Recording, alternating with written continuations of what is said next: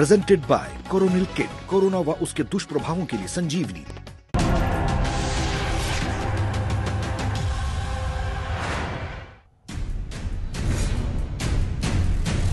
किसान आंदोलन का कैप्टन कौन? नमस्कार, आप देख रहे हैं हल्ला बोल। आपके साथ मैं हूं अंजना ओम कश्यप। लेकिन इससे पहले कि हम बहस की शुरुआत करें, जमीन की हकीकत आपको दिखाएं, बड़ी खबर के साथ हम बुलेटिन की शुरुआत कर रहे हैं, जिसमें पंजाब हरियाणा बॉर्डर पर जिसे सील किया गया था किसानों को रोकने के लिए, हरियाणा ने पंजाब से लगे सभी बॉर्डर अब खोल दिए हैं। किसानों को पंजाब से हरियाणा में आने की इजाजत मिल गई है और इसी के साथ कम से कम जो पंजाब और हरियाणा के बीच हम गतिरोध देख रहे थे, क्या वो थमता हुआ नजर आएगा?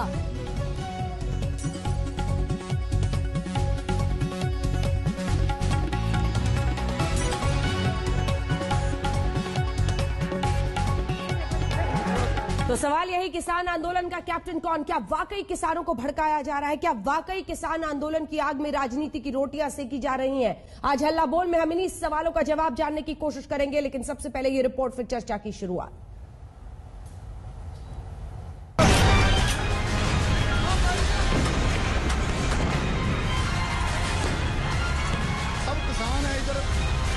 किसान अपना प्रोटेस्ट करने के लिए, अपना रोष करने के लिए दिल्ली आए हैं।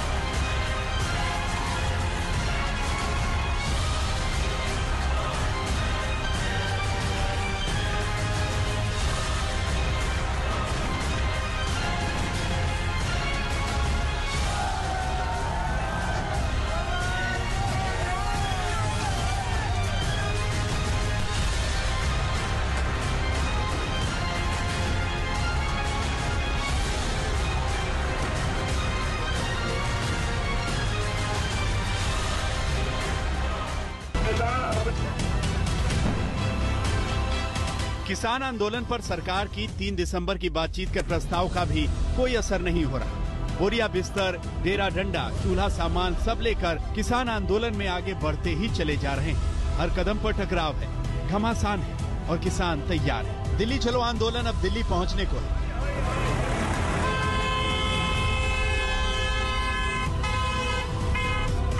इस वक्त हम लोग टीकरी बॉर्डर पे मौजूद है, एक ट्रैक्टर के अंदर, जिसमें किसान पंजाब के मानसा शहर से दिल्ली तक पहुंचे हैं। एक गांव से जब लोग निकलते हैं तो इस तरीके से ट्रैक्टर जोड़ लेते हैं, आसपास के सभी लोग हैं और वो पूरा जो सामान है गृहस्थी का, जिससे ये लोग कहीं भी जब रुकते हैं तो खाना बना सके, गद्दे हैं पूरे ट्रैक्टर में लगे हुए अच्छे से और 2 ट्रॉलियां जुड़ी हुई हैं। सारा सामान लेकर आए थे सभी किसान, पंजाब से भी है, हरियाणा से, हम हरियाणा से हैं जी, डिस्ट्रिक्ट फतेहाबाद से। हमारे भी 200 ट्रैक्टर है जी फतेहाबाद डिस्ट्रिक्ट से। कितने आप लोगों ने बैरिकेड तोड़े होंगे यहाँ तक आने में? कम से 9 तोड़ते। 9 बैरिकेड। कृषि कानून और किसान का ये घमासान आंसू गैस पानी की बौछारें झेलता हुआ सियासत के उस बवंडर से भी गुजर रहा है, जिसमें सरकार का दावा है कि कृषि बिल किसान के हित में है। कांग्रेस पार्टी की सरकारें किसानों को भड़का रही हैं, वहीं विपक्ष सरकार को किसान विरोधी करार दे रहा है। कंट्रोवर्सी तो समस्या तो किसान की है। अगर खट्टर साहब समझते हैं कि भाई किसानों की समस्या, तो ये प्रधानमंत्री जी से बात करें, ये गृह मंत्री से बात करें, इसका समस्या का समाधान कराएं। ये नहीं कि भाई इनके ऊपर जो आपका बुछारा जाए। किसान को तो आंखों में तो पहले ही आंसू हैं, फिर अश्रु गैस छोड़ने का उनको क्या मतलब, तो पहले ही आंसू में बड़े हैं। प्रधानमंत्री नरेंद्र मोदी जी के नेतृत्व में भारत सरकार देश भर के किसानों के हितों के प्रति प्रतिबद्ध है। माफ कीजिए, किसान ना बीजेपी का है ना कांग्रेस का है, किसान का राजनीति से कोई लेना देना नहीं। अगर किसान ने रोटी पैदा करनी बंद कर दी ना, तो दिल्ली का दरबार 1 मिनट चल नहीं पाएगा। मोदी सरकार ने MSP को 1.5 गुना किया। जहां तक एग्रीकल्चर में नए कानून का सवाल है। ये नए कानून भी आने वाले कल में किसान के जीवन में क्रांतिकारी बदलाव लाने वाले हैं। इधर दिल्ली कूच करने वाले किसानों पर सबसे मुखर होकर बोल रहे हैं हरियाणा के मुख्यमंत्री मनोहर लाल खट्टर। बीते दिनों उन्होंने ट्वीट करके पंजाब के मुख्यमंत्री अमरिंदर सिंह को सीधा कहा कि अगर किसानों को एमएसपी पर कोई दिक्कत हुई तो मैं सियासत छोड़ दूंगा, किसानों को भड़काना बंद करिए। ये जो किसानों को भड़काया जा रहा है, बहकाया जा रहा है, इससे हमारे किसान भाइयों को बहुत ही सावधान रहने की आवश्यकता है। इस प्रकार का भ्रम फैलाया है कि इसके 3 बिलों के आने के बाद हमारी मंडियां वो समाप्त हो जाएंगी, हमारा एमएसपी वो समाप्त हो जाएगा। और ये कह रहे हैं कि हमने इंसाइट किया लोगों को, ये उनका गलत बयान था। हमने कभी नहीं इंसाइट किया। अब हरियाणा में देखो, हरियाणा के किसान सब एजिटेट कर रहे हैं, उनको भी मैं इंसाइट कर रहा हूँ। दिस इज जस्ट किसानों का नेचुरल रिएक्शन है। सियासी बवंडर के बीच बवाल जारी है। इधर दिल्ली पुलिस ने किसानों को दिल्ली आने की इजाजत दी तो है, लेकिन शर्त है कि निरंकारी ग्राउंड में जाकर प्रदर्शन करना होगा। टकराव जारी है। आज तक ब्यूरो। हमारे साथ कई खास मेहमान आज इस चर्चा में जुड़ रहे हैं। बड़ी खबर भी आ रही है, आपको बता दें, लेकिन उससे पहले परिचय खास मेहमानों का। हमारे साथ ओम प्रकाश धनखड़ जी, जो कि प्रेसिडेंट है हरियाणा स्टेट बीजेपी के और पूर्व कृषि मंत्री हरियाणा रह चुके हैं। भगवंत मान जी हमारे साथ जुड़ रहे हैं, सांसद है आम आदमी पार्टी के। पवन खेड़ा जी हमारे साथ खास मेहमान, प्रवक्ता कांग्रेस पार्टी के जुड़ रहे हैं। कृष्णबीर चौधरी, जो कि प्रेसिडेंट है भारतीय कृषक समाज के, वो हमारे साथ जुड़ रहे हैं। लेकिन बुलेटिन की शुरुआत करने से पहले एक बड़ी खबर आपको बता दें। मुजफ्फरनगर से दिल्ली के लिए निकले भारतीय किसान यूनियन के किसान आज रात मेरठ के दौराला टोल प्लाजा पर रुकेंगे और कल सुबह फिर दिल्ली के लिए कूच करेंगे। तो ये सिर्फ अब पंजाब की बात नहीं है, इधर उत्तर प्रदेश से भी किसान पहुंच रहे हैं और रात में दौराला टोल प्लाजा पर रुकने वाले हैं। कल सुबह 9 बजे दिल्ली के लिए मार्च करेंगे। इसका मतलब आप समझ रहे हैं धनखड़ साहब, इसका मतलब यह है कि जो आरोप आप लगा रहे थे कि सिर्फ पंजाब से तमाम किसान आ रहे हैं, वो धराशायी हो जाता है। जो आप कह रहे थे कि जानबूझकर विपक्ष और खास तौर पर कैप्टन अमरिंदर भड़का रहे हैं किसानों को पंजाब के और वो आ रहे हैं, वो धराशायी हो जाता है। चारों तरफ से आ रहे हैं, यूपी से भी आ रहे हैं।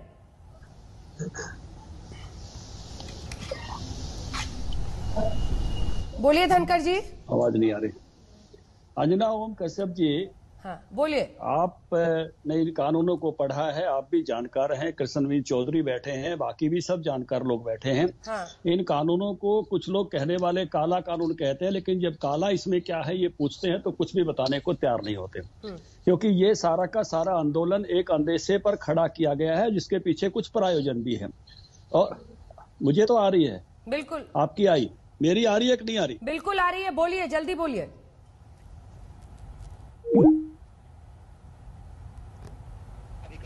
उनसे संपर्क ही टूट गया है। आपके पास भगवंत मान जी आते हुए, बीजेपी की यही दलील है कि किसानों को भड़काया जा रहा है। इस पर आपका जवाब, खास तौर पर पंजाब के ही किसान इस तरह से उग्र होकर क्यों आ रहे हैं, यह है उनका दूसरा आरोप। और पॉलिटिक्स कर रही है कांग्रेस पार्टी इसके आड़ में, और आप इधर आम आदमी पार्टी कह रही है कि दिल्ली में आने दो मनोहर लाल खट्टर पर आप लोग। तो पॉलिटिक्स किसान के मुद्दे पर हो रहा है। किस बिंदु पर सबसे ज्यादा टकराव है? पीएम बोल चुके हैं मंडी भी चलेगी, एमएसपी का भी ख्याल रखा जाएगा, तो फिर कहां पर दिक्कत है? देखिए अंजना जी, इसमें अगर मैं 2-3 पॉइंट मेरे हैं, मैं शॉर्ट में रखूंगा, कृपया मुझे बोलने दीजिए। देखिए अग्रेरियन स्टेट है पंजाब, और जो सेंट्रल पूल का आज भी हम 50% से ज्यादा देश का अनाज भंडार जो है पंजाब होता है। जब हरी क्रांति थी तो 80% तक भी जो है पंजाब से अनाज जाता था। अभी एक पहली बात तो ये है कि किसी ने किसी को भड़काया नहीं है। ये जो पंजाब के किसान अभी दिल्ली आए हैं, आज पहुंच रहे हैं बड़े बड़े काफले ट्रैक्टरों के, ये किसी पॉलिटिकल पार्टी के द्वारा नहीं है। ये खुद की इनकी जो किसान यूनियन है, ये उनका 30-31 यूनियन इकट्ठे होके ये पिछले 2.5-3 महीने से बिल्कुल शांतिपूर्ण प्रदर्शन कर रहे हैं पंजाब में। ये उग्र होके नहीं गए। उग्र कौन हुआ अंजना जी? उग्र हुआ शंभू बॉर्डर पर, खनौरी बॉर्डर पर, टोहाना बॉर्डर पर हरियाणा की पुलिस। आंसू गैस के गोले छोड़े गए। किसान की आंख में क्या आंसू बचे हैं? क्या उनको आंसू गैस के गोले छोड़कर उनकी आंखों में से बचे खुचे आंसू निकालने हैं? वो तो पहले ही करजई है, वो पहले ही खुदकुशी का मारा हुआ खुदकुशियां कर रहा है। तो इसमें जो सबसे बड़ा पॉइंट ये है जो ये कह रहे थे धनखड़ जी, काला क्या है इसमें? सर इसमें कानून तो काली स्याही से लिखा गया है, लेकिन इसमें एमएसपी कहीं पे नहीं लिखा गया। इसमें कहीं पे भी ये नहीं लिखा गया कि आपको एमएसपी की गारंटी मिलेगी।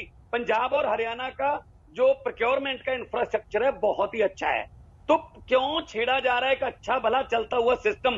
पार्लियामेंट में मैंने बोला था, मैंने कहा अगर इतनी ही क्रांति लाने वाला ये कानून है तो पूरे देश में क्रांति ला दो, पंजाब हरियाणा और यूपी और राजस्थान को इसमें से एग्जम्प्ट कर लो, छोड़ दे दो। जब क्रांति आ जाएगी तो हम भी बोल देंगे, हमें भी साथ ले लो। बीजेपी ही सिर्फ इंटेलिजेंट रह गई ये बताने के लिए बहुत अच्छे कानून है, बहुत अच्छे कानून है। किसान यूनियनों के नेता कितने एडिटोरियल लिख रहे हैं, जो संपादकीय लिख रहे हैं, जो पत्रकार, और कितने खेती के स्पेशलिस्ट जो पिछले 4-5 महीने से जब से ये ऑर्डिनेंस बन के आए थे लिख रहे हैं, क्या उनको बिल्कुल बेवकूफ समझ रहे हैं जी? तो एक तरफ से एमएसपी की गारंटी, नंबर 2 पे जो पंजाब का भी किसान है ना 80% के आसपास, वो 4 एकड़ से कम है, कहते हैं जी हम बिचौलिए खत्म कर रहे हैं, किसान कहीं पे भी देश में जाके अपनी फसल सकता है। आपकी मैंने पूरी बात सुनी, अब मेरे 2 सवाल का जवाब दीजिए, 2 सवाल का जवाब दीजिए। क्या ये सिर्फ सियासी तूफान नहीं है, क्योंकि आप भी सांसद हैं, ठीक है, हैदराबाद जाके बेंगलोर जाके बेच सकता है जी, तो वहां भी बिचौलिए मिलेंगे उनको, तो कहीं ना कहीं ये पूंजीपतियों को खेती सौंपने का कानून है, इसीलिए इसका विरोध हो रहा है। भगवंत मान जी, आप भी सांसद हैं, देश की संसद में बिल पास होने के बाद अब ये बवाल करने का क्या अर्थ है? इससे कानूनन क्या होगा? और पीएम जब ये कहते हैं कि मंडी सिस्टम और एमएसपी सिस्टम दोनों लागू रहेगा, शक क्यों होता है आपको? क्यों लगता है कि ये नहीं चल पाएगा? अंजना जी, जब लोकसभा में और राज्यसभा में ये बिल पास हुआ तो आपने देखा था कैसे पास हुआ है। चलो लोकसभा में तो बीजेपी का बहुमत है, एनडीए का बहुमत है, वो अगर डिवीजन भी दे देते तो भी कोई प्रॉब्लम नहीं थी, लेकिन वहां भी डिवीजन मांगते रहे, नहीं डिवीजन दिया। राज्यसभा में तो ये अल्पमत में है ना सरकार, तो वहां कैसे पास हुआ? डिवीजन मांगते रहे, जो विपक्ष के एमपी हैं उनको उठा के बाहर फेंक दिया गया। उन्होंने पूरी रात पार्लियामेंट में जो जो इस बिल के पक्ष में हाँ कहें, जो इस बिल पक्ष में ना कहें, हाँ वालों की जीत हुई, हाँ वालों की जीत हुई। इस नादरशाही तानाशाही से ये बिल पास हुआ है। इतनी क्या आपत्ति आन पड़ी थी कोरोना महामारी में कि ये बिल लाने ही पड़ रहे हैं।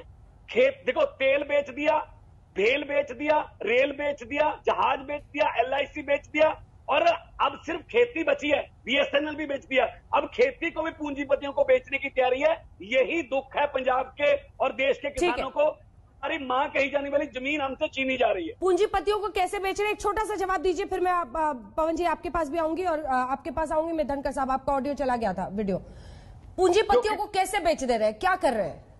बिल में ये है कि कोई भी पैन कार्ड दिखा के, और कॉर्पोरेट जो सेक्टर है, प्राइवेट सेक्टर जो है, वो बाहर से, मंडी के बाहर से ही खरीद कर सकता है, और अपने साइलो बन रहे हैं यहाँ पे पूंजीपतियों के पंजाब में, वहां पे वो उसका भंडारण कर सकता है। और एसेंशियल कमोडिटी का जो बिल लाए हैं वो पास करके उस पे कोई पाबंदी नहीं है। जब मर्जी वो अपनी महंगाई उनके कंट्रोल में हो गई, जब मर्जी वो इस पर धनखड़ जी से एक जवाब लेते हैं, आप बने रहिए जल्दी से। धनखड़ जी, इस पर जवाब दीजिए आप।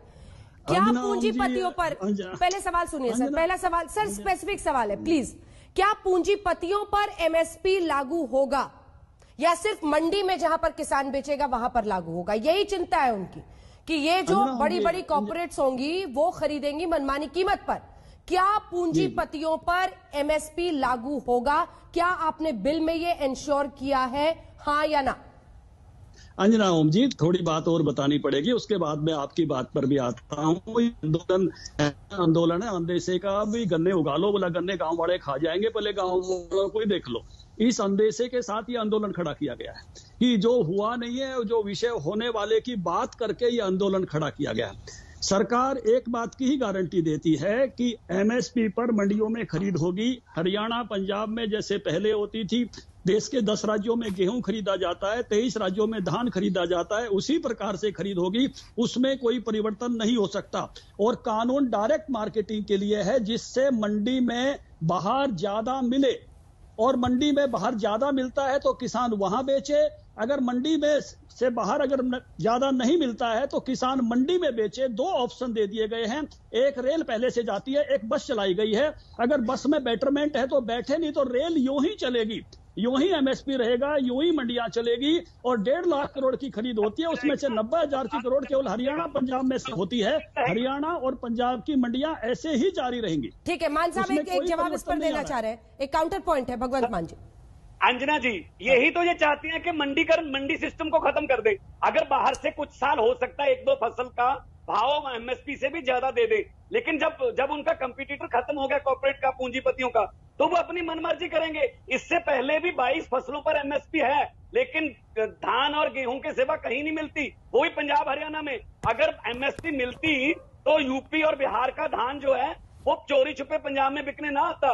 तो इसीलिए यही तो एमएसपी नहीं मिल, अगर एमएसपी अभी भी नहीं मिल रहा है किसान को, तो वो तो कृषि बिल की वजह से नहीं हो रहा ना भगवंत मान जी। अब 4-5 टॉपिक को इकट्ठा कर दीजिएगा तो कैसे होगा? धान और गेहूं पर मिल रहा है अंजना जी, 1840 रुपए इस बार धान बिका है।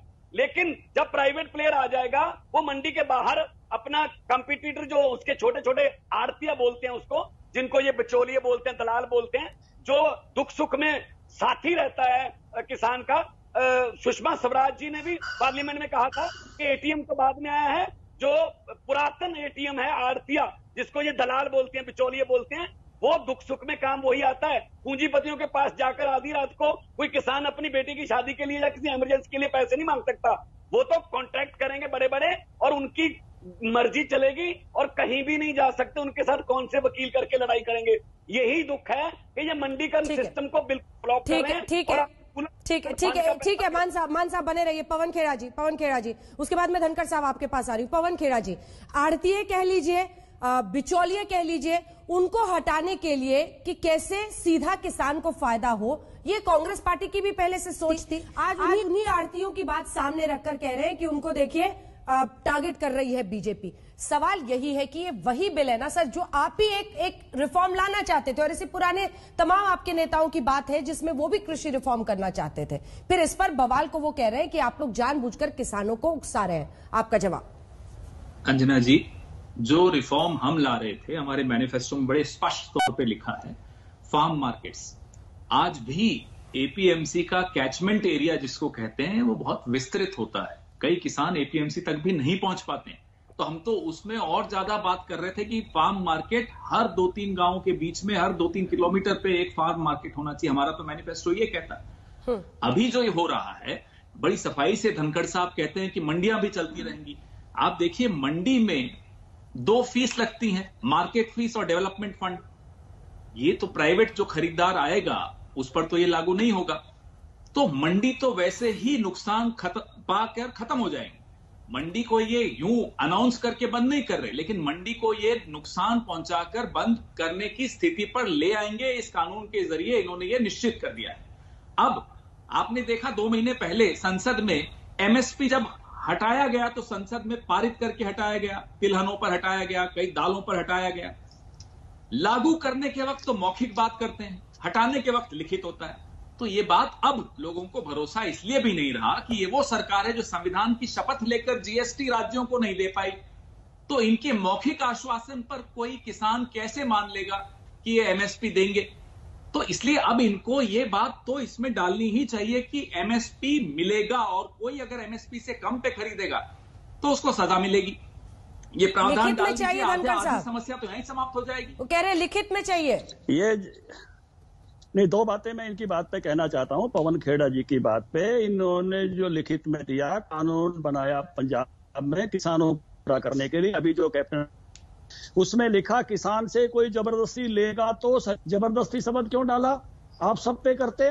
दूसरी बात, इन्होंने कोई उसके लिए मंडी में अगर कोई भी नहीं लेगा एमएसपी पे तो खरीदने की, दुकान खोलने की कोई बात नहीं की। 60,000 करोड़ रुपए से केंद्र सरकार खरीदती है पंजाब से कनक और झूना, 30,000 करोड़ से खरीदती है हरियाणा सरकार, और मार्केट फीस भी केंद्र सरकार दे, को भी हरियाणा 2000 करोड़ कमाते हैं, बल्कि 3000 करोड़ कमाते हैं, हम 1000 करोड़ कमाते हैं। कौन सी कमाई की बात कर रहे हैं? सारी कमाई, मैं कृषि मंत्री रहा हूं, सरकार की बहुत बड़ी कमाई केंद्र सरकार से होती है केवल ये लेके। और ये तो वहां ना मक्का खरीदते हैं ना और कोई फसल खरीद। हम हरियाणा में बाजरा खरीद रहे हैं, हम हरियाणा में सरसों खरीद रहे हैं। खरीद जो कानून बनाना चाहिए था उसमें केवल केंद्र सरकार के मतलब माल मोदी का और कमाल कैप्टन का केवल और केवल झूठ की राजनीति करने पर आगे बढ़े हुए हैं। इनकी स्वामीनाथन रिपोर्ट में ये है, इनकी हुड्डा कमेटी की रिपोर्ट में ये है, इनके घोषणा पत्र में ये है। जब हमने किया तो बात अलग, वो करेक्ट वो चलता है ना, हम करें तो रासलीला और ... ये वो लोग हैं। आप इनके बयान देखिए, राहुल जी का बयान देखिए, सुरजेवाला का बयान देखिए, आप मकरन जी के बयान, कपिल सिब्बल जी का, ये सब वही लोग हैं, लेकिन राजनीति के लिए गुमराह कर रहे हैं किसानों को। ये जल्दी से पवन जी, इसका छोटा सा जवाब, फिर योगेंद्र यादव जी भी जुड़ गए अब हमारे साथ। वो कह रहे हैं कि वो आप भी यही करना चाहते थे, वो करे तो बदनाम कर रहे हैं, जानबूझ के उकसा रहे हैं किसानों को, सिर्फ पंजाब से ही किसान आ रहे हैं। इन्होंने क्या किया, काफी लोगों के पॉइंट्स इकट्ठे करके बस इसका जवाब दे दिया, कोई इसमें तथ्य और कोई सत्य नहीं दिखाई दिया। आज प्राइस फिक्सेशन कैसे होता है, धनखड़ साहब तो मुझसे ज्यादा अच्छा जानते होंगे। मंडी में परस्पर कंपटीशन में प्राइस फिक्सेशन होता है और एमएसपी एक बेंचमार्क होती है। आप जब कहेंगे कि कोई बड़ा व्यापारी खेत पर जाकर खरीद लेगा तो क्या प्राइस फिक्सेशन होगी कि कौन सी फसल खरीदेगा, कौन आदमी है जो खरीद रहा है, कितनी फसल खरीद रहा है और कितने में खरीद रहा है, इसका लेखा जोखा अब सरकारों के पास नहीं रहेगा। तो कौन कितना होर्डिंग कर रहा है, भंडारण कर रहा है, जमाखोरी कर रहा है, इसका आपके पास कोई अकाउंट नहीं रहेगा। तो आप सीधे सीधे जमाखोरों के लिए ये बिल लाए हैं, ये हमारा आप पर आरोप है और ये आरोप बड़ा पुख्ता है। आप बता दीजिए अगर ये गलत है तो, अगर गलत होता तो आप हमारी बात मान लेते। बताइए ना आप, कैसे प्राइस फिक्सेशन होगा, कौन तय करेगा, कैसे मालूम पड़ेगा धनखड़ साहब को कि किसी के खेत पे जाकर एक व्यापारी कितने में जाकर क्या सामान खरीद कर लाया और कितना खरीदा। आपने तो एसेंशियल कमोडिटीज एक्ट को जो नया आप लाए हैं उसमें तो यह भी नहीं मालूम पड़ेगा कि कितना किसी ने होर्डिंग कर रखा है। ठीक है, इसका जवाब धनखड़ साहब एक साथ दीजिएगा। ठीक है पवन साहब, जो आप कह रहे हैं जमाखोरों को फायदा होगा इससे, योगेंद्र यादव जी। अंजना जी, मैं समझता हूँ कम से कम आज के दिन तो ये तर्क जो पिछले 2 महीने से चले आ रहे थे वो बंद हो जाने चाहिए कि किसानों के हित में। उस दिन जबकि हजारों किसान सर्दी में पानी की बौछार झेलते हुए, तमाम बैरियर को तोड़ते हुए, तमाम दुख तकलीफ सहते हुए दिल्ली के दरवाजे तक आए हैं। कम से कम आज ऐसा सोचना कि नहीं भाई बेवकूफ है, इन्हें पता नहीं कि क्यों आए हैं यहाँ पे, वो शायद उचित ना। ये वो कानून है जो किसी किसान संगठन ने आज तक नहीं मांगे। या बीजेपी के प्रवक्ता है, मैं उनसे 2-3 निवेदन करूं। पहला, आप मुझे उस संगठन का नाम बता दीजिए जिसकी राय करके ये कानून बनाए गए थे, या आप मुझे इस देश के उस एक किसान संगठन का नाम बता दीजिए जो कि इन तीनों कानूनों का समर्थन करता हो, जमीन पे चलने वाला किसान संगठन हो। मैं आपको याद दिला दूं कि आरएसएस का भारतीय किसान संघ भी इसका समर्थन नहीं करता है। दूसरा, आप मुझे ये बता दीजिए कि अगर एमएसपी को कानूनी बनाने का विचार गलत है तो माननीय नरेंद्र मोदी जी जब वे गुजरात के मुख्यमंत्री होते थे 2011 में, तो उन्होंने चिट्ठी लिखकर प्रधानमंत्री मनमोहन सिंह तब उस जमाने के थे, उनसे ये मांग क्यों की थी कि एमएसपी को कानूनी दर्जा दिया जाए। मुझे आप ये भी बता दीजिए, अगर 1 नेशन 1 मार्केट आप इस कानूनों से बनाने वाले हैं तो मेरे हरियाणा में आज भी उत्तर प्रदेश का किसान क्यों नहीं आके बेच सकता? राजस्थान का किसान हरियाणा में आता है तो उसके ऊपर क्यों पेनल्टी लगाई जाती है आज भी? अगर आप स्टॉक की लिमिट हटाने वाले हैं तो आपने आलू और प्याज में पिछले ही महीने स्टॉक की लिमिट क्यों लगा दी थी? कोई नीति तो होगी इस चीज की। जवाब दीजिए जल्दी से धनखड़ जी, फिर मैं आ रही हूँ। उससे पहले लेकिन मुझे लगता है चौधरी जी से एक रिस्पॉन्स ले लेते हैं। चौधरी जी कह रहे योगेंद्र जी भी कि कोई ऐसा किसान संघ नहीं है जो इसके समर्थन में खड़ा है। हमने सुना आप समर्थन में है कृषि बिल के। योगेंद्र जी पिछले 20 सालों से हर सरकार से मांग की जाती रही है कि आड़तियों के द्वारा देश में किसानों का शोषण किया जाता है। आड़ती किसानों को पूरी तरह से लूटमार करते हैं, इसमें कोई दो राय नहीं है। मैं आपको चौधरी महेंद्र सिंह टिकैत स्वर्गीय हैं, उन तक का नाम आपको याद दिलाना चाहता हूं। आप एनएसी में रहे हैं यूपीए की सरकार में, उस समय हमने कहा, तब तो आप सब लोग बाजार खोलने की बात करते थे, तब तो आपने ये बात कहा कि हाँ बाजार खुलना चाहिए, किसानों को बिचौलिए शोषण करते हैं। आज आप किस तरह की बात कर रहे हैं ये मेरी समझ से बाहर है। दूसरी बात ये है कि जब आपने मंडी की बात है, मंडी का जो टैक्स है वो प्रदेश सरकारों का है। प्रदेश सरकार खत्म कर दे, पंजाब की सरकार मंडी का टैक्स खत्म हो जाएगा। क्या जरूरत है प्रदेश सरकार मंडी इस पे टैक्स लेती है? ना ले, अगर वो इतनी हिमायती है। और उन्होंने अभी जो कानून बनाया, गेहूं और धान लिखा है उसमें सिर्फ न्यूनतम समर्थन मूल्य का, और उसमें 98% एमएसपी पर प्रोक्योर होता है। खाद्य सुरक्षा कानून के लिए केंद्र सरकार का दायित्व है कि वो एमएसपी पर जैसे खरीद हो रही थी उसको कंटिन्यू करना, उसका दायित्व बनता है, कानूनी अधिकार है खाद्य सुरक्षा कानून को, उसको नहीं हो सकता। और तीसरी पॉइंट पे आप आ जाइए, अगर एक चीज का मोनोपोली अभी तक थी, उस मोनोपोली के, मंडी के आड़तियों की मोनोपोली को तोड़ा जाए तो आपको विरोध नहीं करना चाहिए। मेरा आपसे निवेदन है, भगवंत मान जी इसका जवाब दें। अगर 4 बायर होंगे तो उसमें दाम मिलने का, उचित दाम मिलने के ज्यादा चांस है। अभी तक तो मोनोपोली थी, कल तक तो सब लोग कहते थे बिचौलिए चोर हैं, बिचौलिए लूट रहे हैं। 5 रुपए किलो आलू का नहीं मिलता, 5 रुपए किलो खीरे का नहीं मिलता, और वही आलू, खीरा, टमाटर, भिंडी शाम को नहीं, दोपहर को ही किसान घर पहुंचता है, वो 20 रुपए किलो बिकता है। तो अगर फार्मर प्रोड्यूसर ऑर्गेनाइजेशन बनाने की बात है, आपने एक बात सही कही कि गांव-गांव में मंडी होना चाहिए। 22,000 हाट हैं, इस सरकार से हमने कहा कि गांव में किसानों की मंडी बनाई जानी चाहिए। फार्मर प्रोड्यूसर ऑर्गेनाइजेशन इसलिए खड़े होने, हम उनको गलत दिशा और गलत दशा पे क्यों ले जाने की कोशिश कर रहे हैं। हमारा ये फर्ज बनता है। आजादी के बाद सबसे पहला संगठन है इस देश के पहले कृषि मंत्री डॉक्टर पंजाब राव देशमुख ने कहा था कि इस देश के किसानों को बाजार से जोड़ेंगे तभी किसान बचेगा। और हम किसान को आज तक की सरकारों ने बाजार से काट के रखा, यह अपराध नहीं था तो क्या था?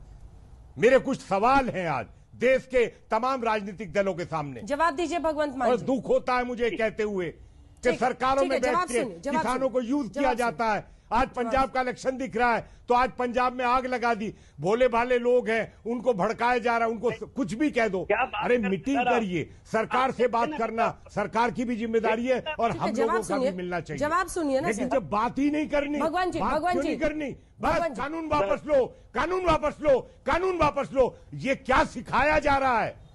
ठीक है, यही से चर्चा आगे लिए चलेंगे। भगवान जी प्लीज 2 मिनट का सिर्फ एक छोटा सा ब्रेक है, इसका जवाब आप दीजिएगा जो तमाम सवाल वो पूछ रहे हैं। एक छोटे से ब्रेक के बाद हम फौरन लौट रहे हैं, चर्चा जारी है, देखते रहिए आज तक।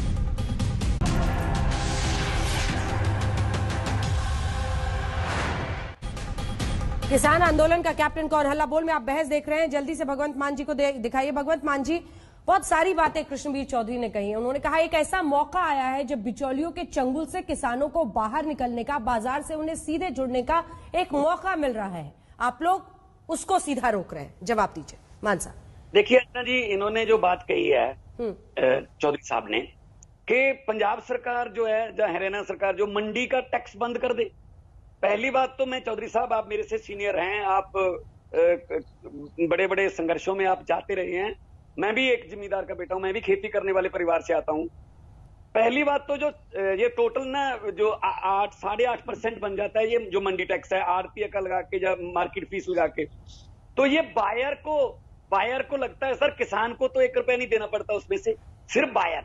और पंजाब की, धनखड़ साहब कह रहे थे, पंजाब का जो फसल का है ना रबी और खरीफ का 3600 करोड़ के आसपास कलेक्शन होती है मंडीकरण बोर्ड को। और वो मंडीकरण बोर्ड वही है जो रूरल डेवलपमेंट के लिए पैसा यूज होता है, जो लिंक रोड्स मंडी बनाने के लिए। पंजाब में हर 2-3 गांवों के बाद हर 2 या 3 किलोमीटर की डिस्टेंस रेडियस में मंडी है। और किसानों को कोई औजार देने हो सब्सिडी पे, कोई बेमौसमी बरसात होगी, फसल खराब होगी, मुआवजा देना हो, तो उसी पैसे से दिया जाता है। अब केंद्र सरकार क्या कर रही है, टकराव की स्थिति, उन्होंने रूरल डेवलपमेंट फंड का पैसा रोक लिया। पहले आप हड़ताल बंद करो, धरने बंद करो, क्यों जी, पैसा क्यों रोक लिया? और जिस तरीके की बैरिकेडिंग की जा रही है, वैसे अगर पंजाब से हमने दिल्ली जाना हो तो हरियाणा का एक बॉर्डर है, लेकिन जैसे जोगिंदर यादव जी कह रहे थे, बिल्कुल सही कह रहे थे कि कितने बॉर्डर पार करने पड़े। अगर खनौरी से निकल गए तो नरवाना, नरवाना से निकल गए तो जींद से निकल गए तो रोहतक, शंभू से निकल गए तो अंबाला, अंबाला से निकल गए तो शाहबाद, शाहबाद से निकल गए तो करनाल, करनाल से निकल गए तो पानीपत, सोनीपत। मतलब ये तो आर्मी करती है सर, कि अगर कोई हम ये हमारी फर्स्ट लेयर है, ये सेकंड लेयर है, ये थर्ड लेयर है, हम ये पुल तोड़ देंगे, उनको रोक लेंगे। तो ऐसे किया जा रहा है पंजाब के साथ, हरियाणा के साथ, जैसे कोई दुश्मन देश हो। अमेरिका पाबंदी लाता है ईरान पर, आर्थिक पाबंदियां, यूएनओ लगाता है नॉर्थ कोरिया पर, लेकिन हमारे देश के प्रधानमंत्री जी, बीजेपी की केंद्र की सरकार, हम अपने ही स्टेट पर पाबंदियां लगा रही है। हम आपका आरडीएफ रोक लेंगे, हम आपके ट्रेनें नहीं चलाएंगे, आप भूखे मरोगे, आपका कोयला बंद करेंगे। तो मतलब हद है। धनखड़ साहब, क्या वो कोई ऐसी चीज मांग रहे हैं जो आप नहीं दे सकते? अंजना ओम कश्यप जी, बड़ी खरीद, बिल्कुल ठीक कहा भगवंत मान जी ने। बड़ी खरीद 60,000 करोड़ की पंजाब से होती है, 30,000 करोड़ की हमारे यहाँ से होती है, 3600 करोड़ इनके यहाँ जो है मंडी टैक्स जाता है, और हमारे यहाँ भी जो 1800 करोड़ आता है, ये केंद्र सरकार ही देती है। और केंद्र सरकार ने कहा ये बंद नहीं हो रहा। ये तो अंदेशे की बात में चले जा रहे हैं, ऐसा हो जाएगा, ऐसा हो जाएगा, ऐसा हो जाएगा। अभी ये कहाँ जाएंगे, हम कहाँ जाएंगे? ये भी जवान है, हम भी जवान है। ये मंडी यूं ही चलेगी, एमएसपी यूं ही रहेगा, बाद में देख लेंगे। केवल अंदेशे के आधार पर स्टेट को पूरी को आंदोलन रद्द कर देना, रेलवे बंद कर देना और इस प्रकार की जत्थेदारी चला देना, केवल किसान अपने हैं ना, या आप इनको कांग्रेसी कार्यकर्ता मान रहे हैं? बिल्कुल बात कीजिए ना। 3 दिन अभी कहाँ बुराड़ी में रहेंगे, कहाँ रहेंगे ये किसान? क्यों 3 दिसंबर की बात हो रही है? कसम जी, नहीं 2 बार पहले बुलाया गया। केवल एक ही बात है कि रद्द करो, नहीं तो बात ही नहीं करेंगे। हमने 3 सांसद भेजे, मैं खुद साथ लेकर आया, तोमर साहब के साथ बैठकर बात हुई, लेकिन जिन्होंने बात नहीं करनी वो बाहर से ही चले गए। बात ही नहीं करनी, केवल रद्द करना है। जो बात नहीं करना चाहते, ये वैकल्पिक व्यवस्था नहीं है अंजना कश्यप जी, ये विकल्प दिया गया है। एक पुरानी व्यवस्था यूं ही चलेगी, एक नया विकल्प है। मंडी की रेल यूं ही चलेगी, डायरेक्ट मार्केटिंग की एक बस दी गई है। उस बस को जो प्रोग्रेसिव फार्मर है, जो एफपीओ वाले हैं, उसके लिए है। आप उससे क्यों परेशान हो रहे हो और उनकी सुविधा को क्यों बंद कराना चाहते हो? अगर कोई किसान अपना भाव अच्छा ले सकता है, मैं अगर सड़क पे खड़े होकर प्याज बेच रहा हूं तो मैं भाव बताऊंगा किस भाव बेच रहा हूं, और मैं मंडी में ले जाऊंगा तो मंडी वाला व्यापारी बताएगा कि 5 रुपए किलो लेगा, 4 रुपए किलो लेगा। मुझे एक आजादी मिल रही है, और जिसमें किसान को ये आजादी मिल रही है। मेरे यहाँ 1 लाख प्रोग्रेसिव फार्मर हैं, वो इसके पक्ष में कहते हैं कि रहना चाहिए। पंजाब में भी हैं। आपकी मंडी यूं ही चलेगी। आप केवल अंदेशा खड़ा करके पंजाब को आंदोलन में झोंक रहे हैं, किसानों को आंदोलन की तरफ ले जा रहे हैं। ये गलत है अंदेशे के आधार पर ऐसे आंदोलन। हम सब जवान लोग इस बहस में बैठे हैं, हम सब यही रहेंगे, एमएसपी नहीं रहेगा। इससे बड़ी बात क्या होगी? हमारे मुख्यमंत्री ने कहा कि हम कुर्सी छोड़ देंगे एमएसपी बंद हो गया तो। मानने को तैयार नहीं है। वो संघर्ष कर रहे हैं, आप उनको समझा दीजिए ना। आप समझा भी नहीं पा रहे हैं उनको, पता नहीं ऐसा। आप बहकाना बंद करिए, तब समझाने की बात। बड़े हुए हम तो, आप बहकाना बंद करिए। कब तक बहकाएंगे उनको? बहकाना नहीं सर, लगातार बहकाए जा रहे हैं। बीजेपी रह गई। भगवंत मान साहब, ये वही लोग हैं जो कहते थे भाखड़ा डैम पड़ा, जब इन्होंने कहा था बिजली पानी में से बिजली निकाल ली है, ये वो बहकाने वाले लोग हैं। उसी तरह की राजनीति कर रहे हैं कि पानी में से बिजली निकाल लीजिए। भाखड़ा डैम पर आए जब ऐसी बातें चलाई जिन लोगों ने किसानों के बीच में जाकर, बहकाने का काम मत करिए, सही बात बताइए। भगवान जी 2 लाइन में जवाब दीजिए, फिर मैं खेड़ा साहब के पास जाऊंगी। वो कह रहे हैं आप लोग उकसा रहे हैं किसानों को, बहका रहे हैं, जिसकी वजह से ये गुस्सा। Agriculture is a state subject, संविधान देता है। इन्होंने इन तीनों बिलों में एग्रीकल्चर नहीं लिखा, ट्रेड लिखा और फार्मर लिखा है। बोलने दीजिए धनखड़ जी, बोलने दीजिए। इन्होंने स्वामीनाथन की रिपोर्ट लागू करने का वादा करके शांता कुमार की रिपोर्ट लागू कर दी। जब भी देश में कोई कानून बनता है ना, लोग मिठाई बांटते हैं, खुशी मनाते हैं, लेकिन केंद्र सरकार बीजेपी की जब भी कोई कानून बनाती है, लोग सड़कों पर आते हैं। चाहे नोटबंदी हो, चाहे एनआरसी हो, चाहे ये बिल हो। मतलब कब किसानों ने कब किया था आंदोलन कि हमें ये बिल दे दो वरना हम बिल्कुल खत्म हो जाएंगे, हमारी आय खत्म। कब कहा था लोगों ने कि नोटबंदी कर दो वरना ये जो ब्लैक मनी है वो पता नहीं कहां। कब कहा था कि जीएसटी लेके आओ। टीवी पे थोड़ा और आइए, कभी कभी आते थे, देखिए एक दिन ही में आप नोटबंदी, किसान, सारे मुद्दे डिस्कस कर रहे हैं। जल्दी जल्दी आइए, डिबेट में तो अलग अलग टॉपिक पे चर्चा होगी। ऐसे कानून ही क्यों लाए जा रहे हैं आधी रात को, जिनका विरोध होता हो? पवन खेड़ा जी, लोगों को कानून क्यों नहीं लाए जा रहे? जी पवन खेड़ा जी। हाँ। अंजना जी, मुझे अभी तक उत्तर धनखड़ साहब से नहीं मिला कि कैसे सुनिश्चित करेंगे कि सरकार के पास लेखा जोखा हो, कौन सी फसल कितने में किसने खरीदी और कितनी खरीदी। नंबर 2, ये कहते हैं हम उकसा रहे हैं किसानों को। अभी तक तो कहते थे पंजाब के किसानों को उकसा रहे हैं, अभी आप ही के चैनल पे मुझे मालूम पड़ा कि पश्चिमी उत्तर प्रदेश के भी किसान आ रहे हैं। आप अकाली दल जो आपका पार्टनर था, अलाय था, उसको तो समझा नहीं पाए। उनको भी हम उकसा रहे हैं क्या? बताइए, बादल जी को क्या कैप्टन साहब ने बुला के उकसाया होगा? तो बोलने से पहले सोचा कीजिए और पहले अकाली दल को मना लीजिए, उसके बाद बात करते हैं किसानों से भी। पहले उनसे तो बात करिए, उनको तो पहले आश्वस्त करिए। वो तो आपके अपने थे, बहुत सालों से, दशकों से आपके पार्टनर। धनखड़ जी, 2 लाइन का जवाब, वक्त की कमी हो रही है, जल्दी से। बिल्कुल 2 लाइन आपके साथी चल गए, बिछड़े सभी बारी बारी। हमारे यहाँ एक कहावत है कि एक छोटी रियासत में 2 कुएं थे। एक कुएं कुछ भांग पड़ गई तो लोगों ने पानी पिया और कहा राजा को हटाओ, राजा को हटाओ। तो वजीर से पूछा राजा ने, हम क्या करें? बोले हम भी उसी कुएं का पानी पी ले। तो बादल आपने कैप्टन के कुएं का पानी पी लिया। सड़क पे सब आपको लग रहा है सब भांग पी के आए माहौल में कुछ नहीं। ये नहीं, मैं उनको नहीं कह रहा, मैं उनको कह रहा हूँ जो कैप्टन के कुएं का पानी पी गए। बादल साहब, मैं उनके लिए कह चौधरी जी बात को मोड़िए मत। और मैं ये बता रहा हूँ, हम हरियाणा, ऐसा मत करिए, हरियाणा आप किसानों मैं इनकी बात का उत्तर देना चाहता हूँ। यहाँ पर अच्छा उदाहरण नहीं था सर, किसानों पर नहीं लगा रहे, कांग्रेस पार्टी इस्तेमाल कर रही है। कांग्रेस ने खुद कहा है शैलजा जी ने कि कंधे मिलेंगे तो कंधे के ऊपर क्यों नहीं चलाएंगे आप? ये नहीं, ये मैंने कहा जिसके लिए कहा, गलत बात नहीं, बिल्कुल नहीं। ये बात नहीं, मैंने गलत है। इस तरह समझाना तो आप ही को पड़ेगा। जल्दी से ब्रेक का टाइम हो गया। बादल के लिए कहा। आक्रोश में अन्नदाता है, सड़क पर संग्राम छिड़ा है। दूसरी तरफ सरकार का कहना है कि विपक्ष सियासत पूरे मुद्दे पर कर रहा है, किसानों को उकसा रहा है, बवाल थम नहीं रहा है। इसी पर आप देख रहे थे हल्ला बोल, देखते रहिए आज तक।